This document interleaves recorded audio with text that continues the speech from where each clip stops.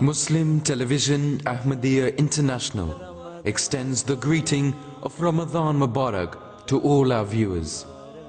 May Allah enable us to reap the blessings of this sacred month. Ameen. मुस्लिम टेलीविज़न अहमदिया इंटरनेशनल की जानिब से तमाम नाजरीन को रमज़ान मुबारक हो। हमारी दुआ है कि आप इस बाबरकत महीना की बेशुमार फजीलतों और बरकतों के वारिस बने। आमीन। Real Talk will be continuing throughout Ramzan with brand new programs on the 9th of August. During this blessed month, we'll be bringing you 2 programs where we'll be exploring Ramazan-related issues such as the spiritual and physical benefits of fasting, as well as the power of prayer. Due to the Ramazan schedule, Real Talk will be broadcast on the following times.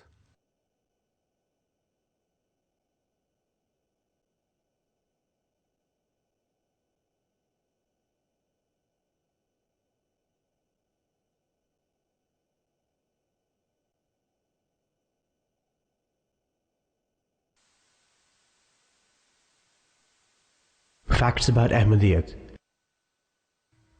The Ahmadiyya movement in Islam was created under divine guidance with the objective to rejuvenate Islamic moral and spiritual values.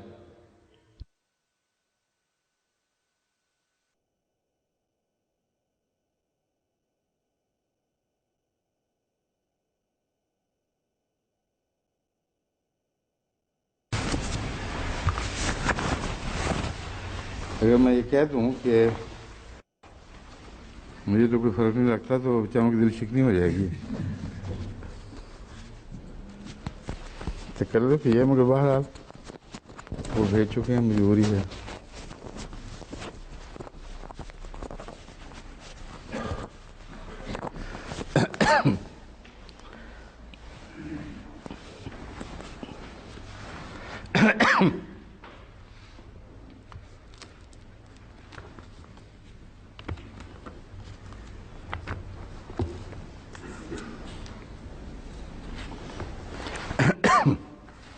أعوذ بالله من الشيطان الرجيم بسم الله الرحمن الرحيم وما كان لنبي أن يغل ومن يغلل يأت بما غل يوم القيامة ثم توفى كل نفس ما كسبت وهم لا يظلمون أفمن اتبع رضوان الله كمن باء بسخط من الله ومأواه جهنم وبئس المصير هم درجات عند الله والله بصير بما يعملون। अभी हम कल जिस Il y a une partie restante du verset sur lequel j'ai commenté hier et je recommence avec ce verset. Les ennemis de l'islam ont brossé le tableau de la bataille d'Uhud en se basant sur ce verset du Saint-Coran et ils donnent l'impression que les musulmans sont des brigands qui sont avides des biens de ce bas monde et qu'ils avaient pour seul objectif d'amasser ces richesses. En évoquant le saint prophète Mohammed Mustafa sallallahu alayhi wa sallam, il répète cette même accusation. Et il se base sur des récits qui disent que des hypocrites ont lancé des accusations contre le saint prophète Mohammed Mustafa sallallahu alayhi wa sallam et laisse planer cette impression que na'udhu billah min dhalik, le saint prophète et ses suivants qui se sont battus à côté de lui étaient avides des biens de ce bas monde et qu'ils n'avaient pas d'objectif spirituel dans cette lutte et qu'ils ne désiraient pas le plaisir de Dieu dans leur djihad. J'étais en train de présenter les accusations portées contre la personne du saint prophète Mohammed Mustafa sallallahu alayhi wa sallam. Et j'ai dit qu'ils n'avaient pas le droit, ces infâmes, de tenter à ternir le caractère du saint prophète Mohammed Mustafa sallallahu alayhi wa sallam. Car on connaissait la nobilité de son caractère avant même qu'il ne soit prophète. Tous ses ennemis étaient témoins de cela au cours de son enfance. Et le Saint-Coran a lancé ce défi dans le Saint-Coran en disant « Faqad labithu fikum umara min qabli, afala taqilun » J'ai vécu parmi vous auparavant, pourquoi ne réfléchissez-vous pas? Et même l'ennemi le plus acharné du saint prophète Mohammed Mustafa sallallahu alayhi wa sallam n'a pas pu présenter un seul défaut dans son caractère alors qu'il n'était pas prophète. Depuis son enfance jusqu'à l'âge de 40 ans, l'âge à laquelle il fut choisi comme prophète, le saint prophète, paix sur lui, était sans défaut. Et il serait tout à fait faux maintenant d'accorder quelque importance à certaines accusations mensongères. Je ne veux pas utiliser ici des paroles sévères à l'encontre de ces personnes.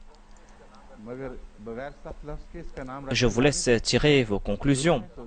Mais étant dans les limites de la décence, de telles personnes n'ont pas le droit de porter pareille accusation contre la personne du saint prophète Mohammed Mustafa sallallahu alayhi wa sallam.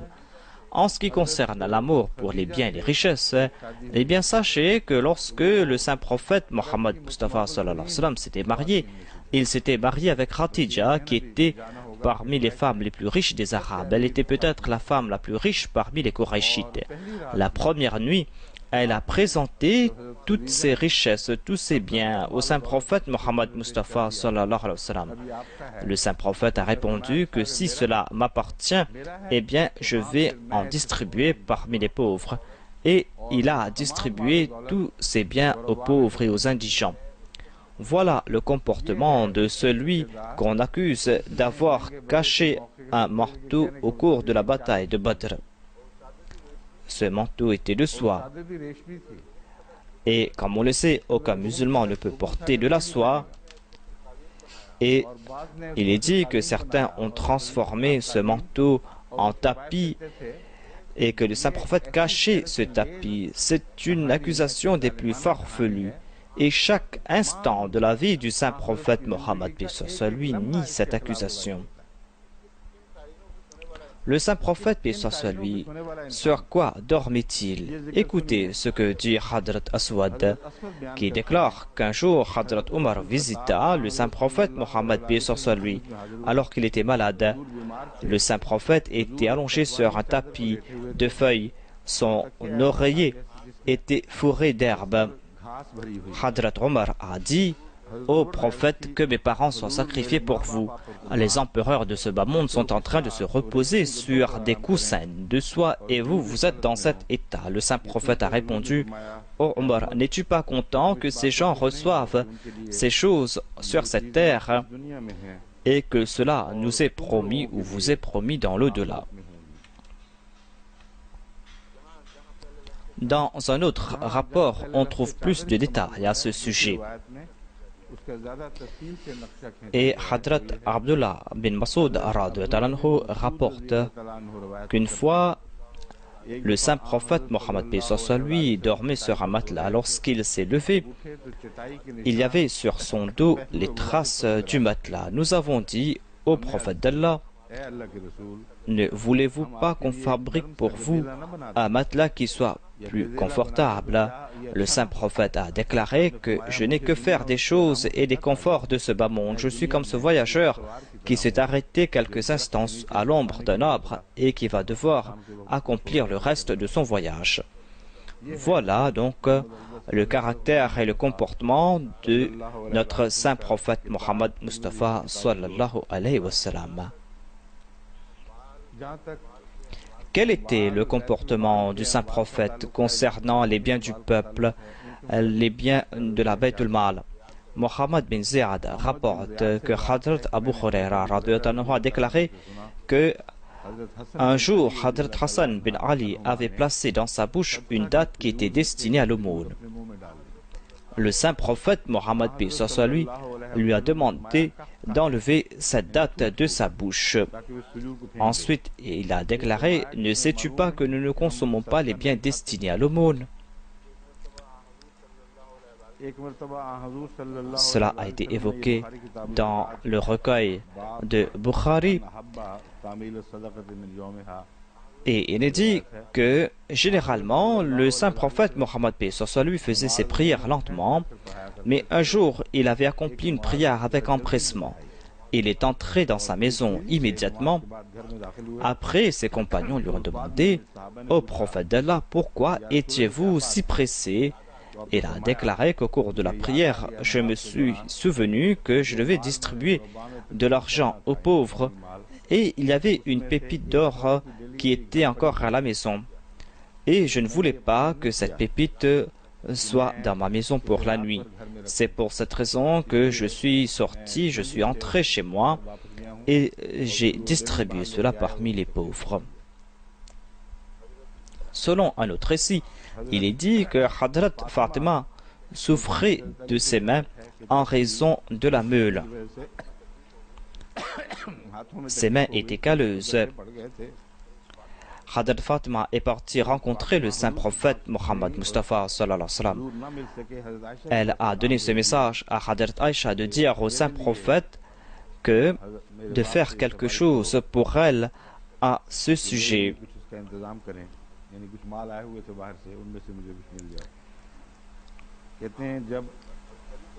Hadrat Ali rapporte que le saint prophète Mohammed Mustafa sallallahu alayhi wa sallam est venu nous rencontrer. Nous étions couchés tous deux, moi et Fatima. Nous voulions nous lever et le saint prophète s'est assis entre nous et j'ai ressenti la fraîcheur de ses pieds. Et il a déclaré: ne voulez-vous pas que je vous donne un meilleur conseil?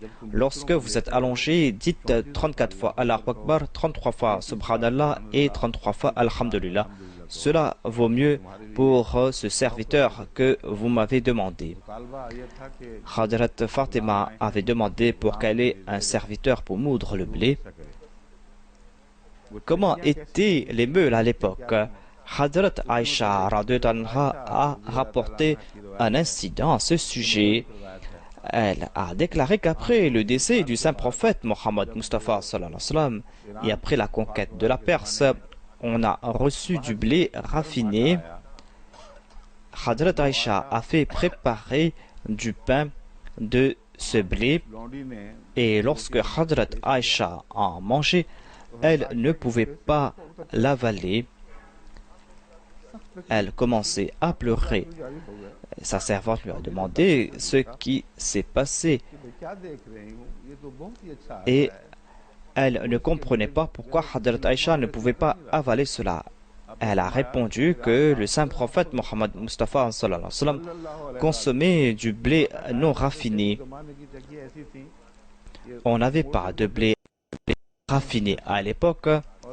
Et au cours de la bataille de Uhud, le saint prophète avait perdu son dent et elle ne pouvait pas mâcher facilement.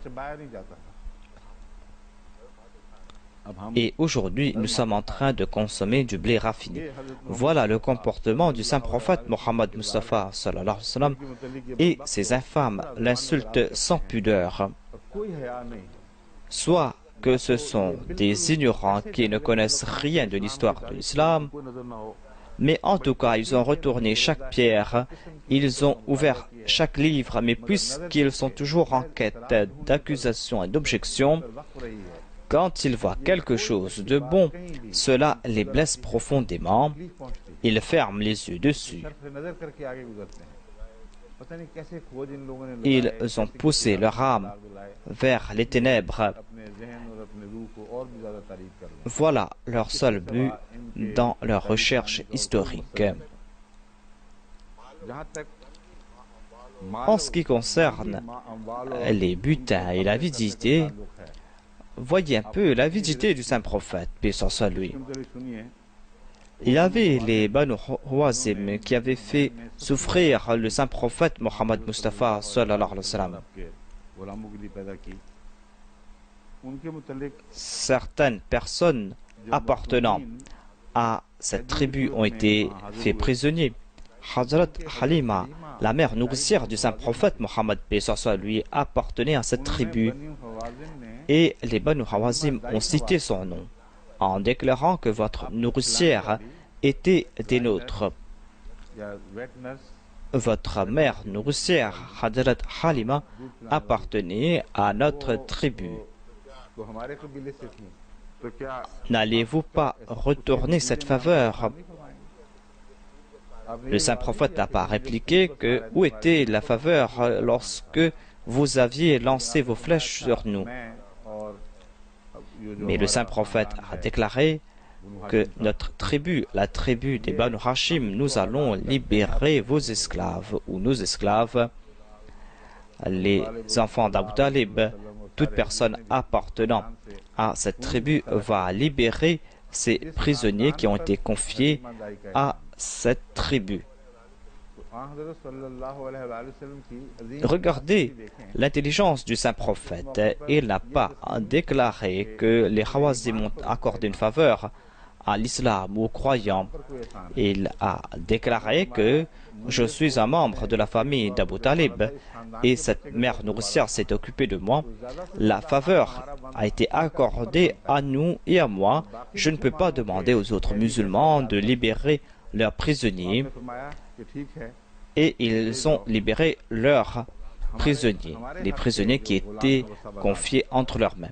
Lorsque les compagnons ont su cela, ils ont dit que « Oh notre maître, tout ce qui est pour nous vous appartient.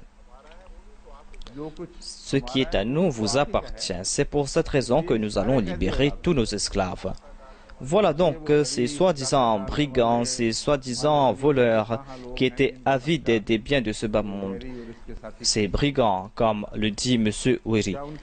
Est-ce qu'il n'a pas lu tout cela? Mais malheureusement, ils ont lu cela, mais ils sont dénués de taqwa. Ils veulent tout simplement présenter une image tronquée de l'islam et ils cherchent des prétextes partout et cherchent des objections pour critiquer l'islam. Et ils s'attaquent au saint prophète de là où ils n'ont même pas le droit de le faire. Ils se sont attaqués au caractère du saint prophète, au caractère de ses compagnons.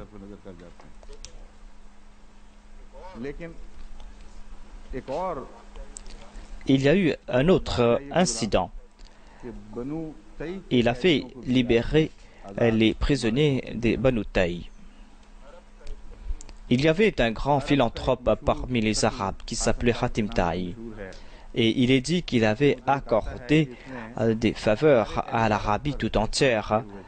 Toutes les tribus arabes avaient reçu des faveurs de sa part. Lorsque la fille de Hatim Taï fut prisonnière et a été apportée au saint prophète Mohammed lui, le saint prophète a déclaré que je la libère. Hatim Taï était un grand bienfaiteur et c'est ainsi qu'on retourne les faveurs qu'il a accordées. Hatim Taï a déclaré que je ne vais pas accepter cette liberté tant qu'on ne libère pas ma tribu tout entière. Le saint prophète n'a pas cité les Banu Abdul Muttalib. Auparavant, il avait cité la tribu Banu Muttalib, mais il a déclaré qu'on va libérer tous les membres de cette tribu. Il y a une distinction dans ces deux cas. Dans le premier cas, on a accordé des faveurs uniquement à la famille du saint prophète Mohammed Mustafa sallallahu alayhi wa sallam. Et maintenant, on parle d'un bienfaiteur qui a accordé des faveurs à tous les Arabes. Et il a déclaré que vous devez être tous reconnaissants pour ces faveurs. Voilà comment s'est comporté le saint prophète Mohammed Mustafa sallallahu alayhi wa sallam, celui qui subit ces attaques de ces personnes. En ce qui concerne, Na'udhu-billah, ces brigands, ces mêmes brigands, comme ils disent, ces compagnons du saint prophète Mohammed lui ont été expulsés de leur maison. on a pris des armes contre eux. أذن للذين يقاتلون بأنهم ظلموا وإن الله على نصرهم لقدير الذين يخرجوا من ديارهم بغير حق. Tous les orientalistes savent très bien qu'il n'y avait aucune raison pour expulser les musulmans et pour spolier leurs biens. Et si l'un de ces musulmans s'était repenti de sa foi, on lui a rendu ses biens et on lui a retourné tout ce qu'il possédait, on lui aurait accordé davantage. Au contraire, ces croyants, ces musulmans ont complètement rejeté tous les biens de ce bas monde. Ils sont partis les mains vides là-bas pour la cause de Dieu. C'est là un grand malheur qu'on dit que ce sont des maraudeurs, des brigands, et qu'ils voulaient tout simplement voler les biens des autres, et qu'ils voulaient tout simplement amasser des biens. Présenter de tels maraudeurs dans l'histoire du monde.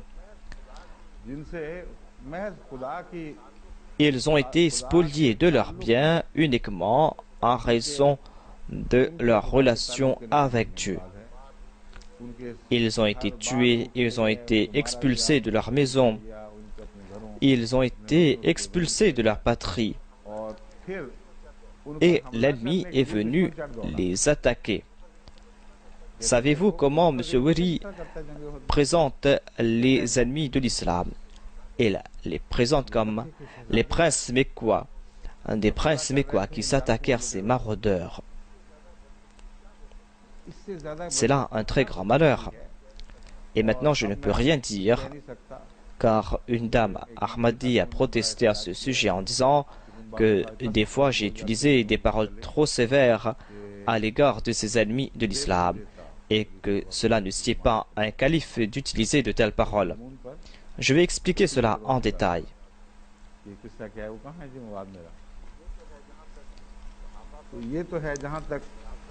Voilà donc les critiques qu'on a émises contre le saint prophète et contre ses compagnons.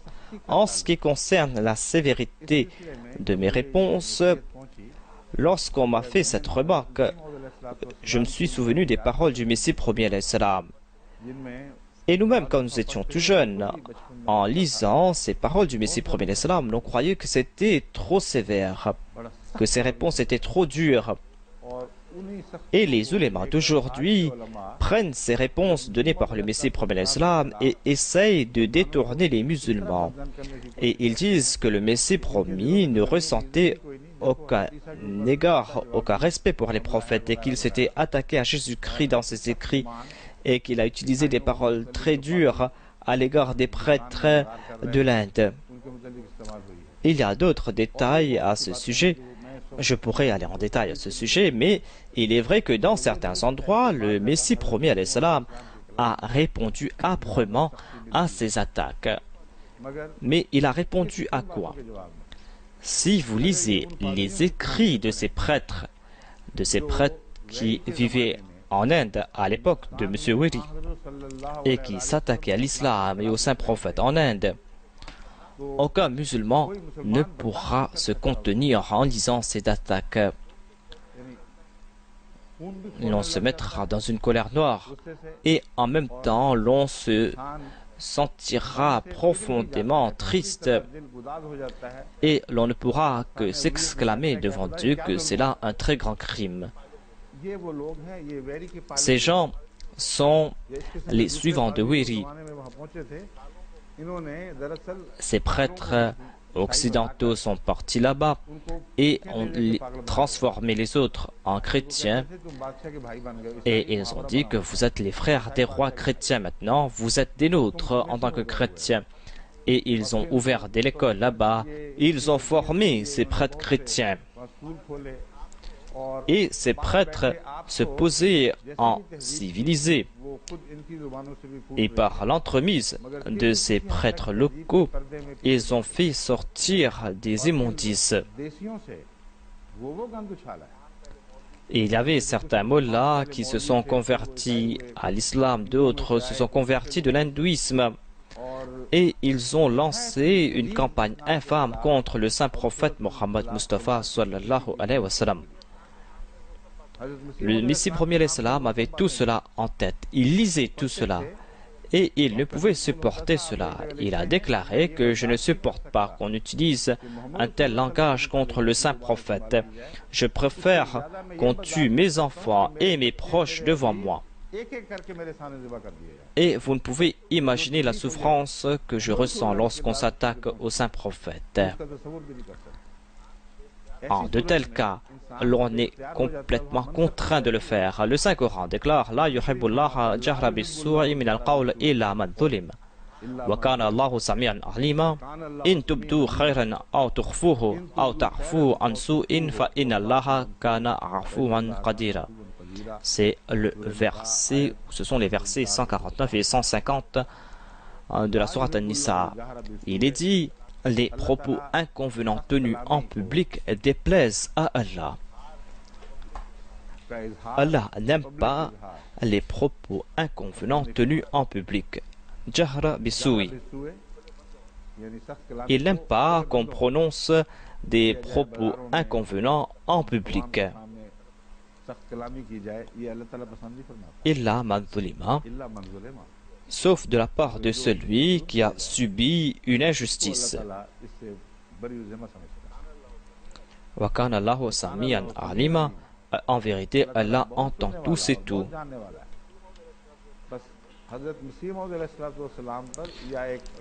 Il n'y a pas plus grand crime contre le Messie premier alayhi salam qu'il a utilisé un langage vulgaire à l'encontre des prophètes, alors qu'il n'y a pas la moindre trace de cela.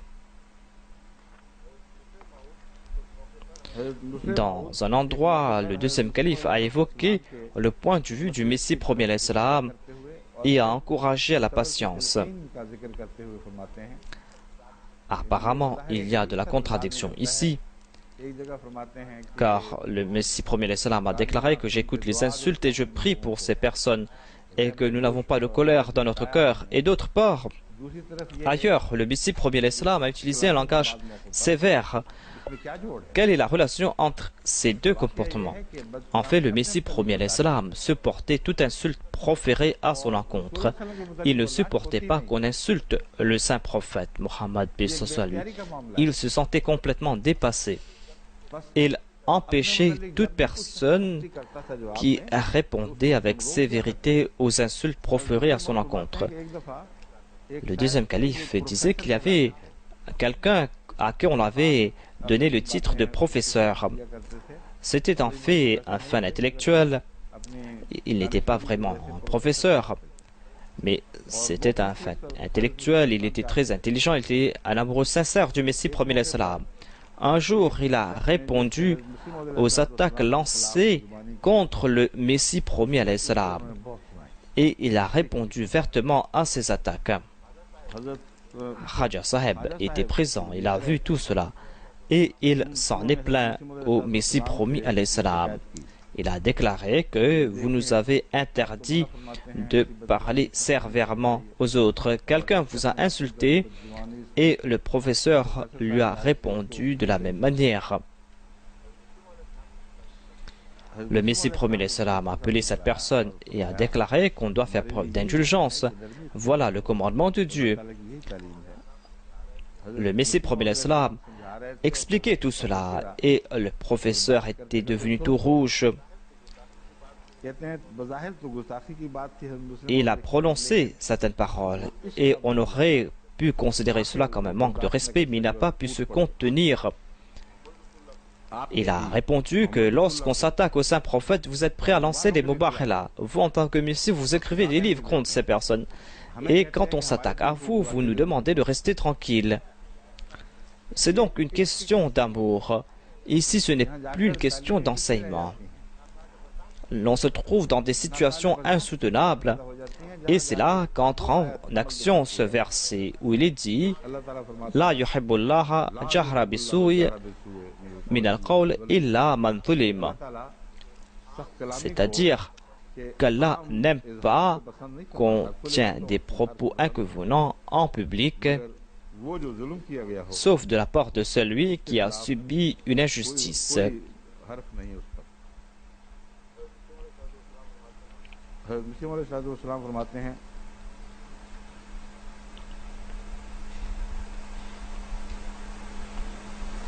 Le Messie premier l'Islam a déclaré que ceux qui se disaient être les suivants des prophètes en portant la tunique des chrétiens, ces mêmes chrétiens se sont attaqués aux saints prophètes. Donc il parle à propos des acolytes de M. Wiri. Ils se disaient être les suivants des prophètes et en portant la tunique des chrétiens, ils se sont attaqués aux saints prophètes. Ils ont écrit des livres outrageants contre le saint prophète. En lisant tout cela, l'on ne peut que trembler. Et ces gens auraient pu tuer nos enfants devant nos yeux, auraient pu tuer nos proches et nos bien-aimés. Ils auraient pu nous humilier et nous tuer. Ils auraient pu prendre tous nos biens, mais cela ne nous aurait pas autant attristés que ces insultes qu'on a lancées contre le saint prophète. Et cela ne nous aurait pas aussi attristés que ces outrages à la mémoire du saint prophète Mohammed Mustafa sallallahu alayhi wa sallam. Ne sommes-nous pas en train de percer par cette dernière période noire de l'islam? Peut-il avoir une époque plus pire que celle-ci? Peut-il y avoir des troubles plus pires que ceux qu'avaient présentés le Saint-Coran et le Hadith? Oh mes frères, ne commettez pas de crimes contre vous-même, réfléchissez. Le moment est venu et les troubles internes et externes sont arrivés à leur comble. Voilà donc la réponse à ce conseil qu'on m'a donné. Mais c'est quand même un très bon conseil pour que l'on puisse avoir plus de tolérance. Quelle que soit la situation, l'homme doit toujours maîtriser sa langue. Un avantage est que même si l'on a souffert, ceux qui vont venir après et qui n'auront pas devant leurs yeux ces écrits qui ont poussé quelqu'un à prononcer ces paroles sévères, ces personnes penseront que ce dernier a commis des excès et qu'il ne devait pas réagir ainsi. Et ceux à qui nous voulons prêcher le message pourront être influencés négativement. C'est pour cette raison que j'ai dit que je ne me soucie pas de ce qu'on dit à mon propos. J'ai tout simplement peur d'avoir commis une erreur aux yeux de Dieu, que j'ai commis une action qui ne plaise pas à Dieu. Même si ce verset me soutient, mais voilà ma seule crainte. À part cela, je ne me soucie pas de ce que les gens pensent de moi. Je ne me soucie pas de leurs attaques. Car je n'avais pas de choix. La langue a exprimé spontanément ce que j'avais au cœur. Et je n'avais pas d'autres mots pour exprimer ces sentiments. Mais quand même, en suivant cette sagesse, j'ai décidé que lorsqu'on va montrer cette vidéo à l'avenir, l'on va devoir couper cette partie où j'ai utilisé ces paroles sévères, et l'on doit aussi annoncer qu'on a édité cette partie et que l'on a suivi les directives du calife à ce sujet. Et lorsqu'on va publier cela aussi, on doit faire la même chose. Sinon, ce sera comme si on veut changer l'histoire. On ne peut reprendre les paroles qu'on a prononcées, mais on pourra quand même remédier à cette situation. Et on ne doit pas publier cela dans la prochaine édition, mais on doit quand même dire qu'il y avait quelques paroles sévères qui ont été prononcées ici et qu'on a décidé d'éditer tout cela.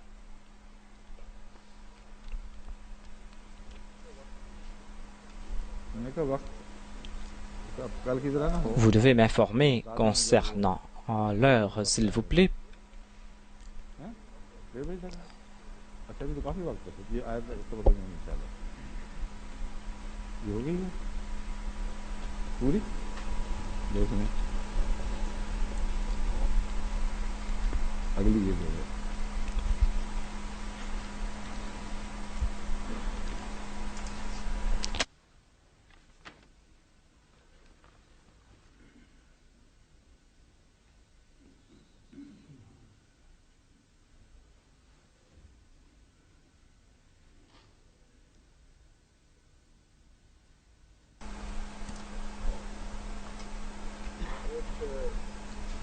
हाँ एक Farina Qureshi ने m'a envoyé une note en disant que dans mon dars auparavant, j'avais parlé à propos du bahaïsme. वो कैसेट से सुन रही थी वो Et elle a dit que dans ce dars, j'ai dit que le terme Nukta a été attribué à Mirza Yahya, की तरफ मंसूब किया है जो le grand frère de Baha'u'llah. ये दुरुस्त है Elle voulait me faire rappeler que ce terme Nukta s'applique en fait à Baha'u'llah lui-même. ये खुद बहाउल्लाह का लक़ब था Ce n'était pas le titre que portait son frère. Il disait être le Nukta, celui qui a réuni en sa personne tous les objectifs de la création et qu'il est le centre de la vérité. इस लिहाज Et c'est ainsi qu'on disait que Baha'u'llah était le Nukta. C'était là aussi une erreur de ma part.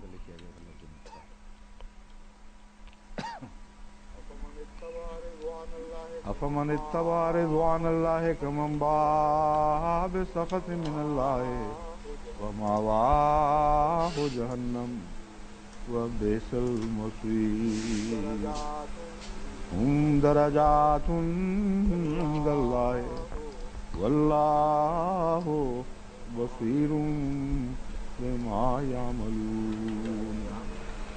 C'était les versets 163 à 164 de la Sourate Al-Imran. Ce sont deux versets différents, mais le sujet est le même. अलग अलग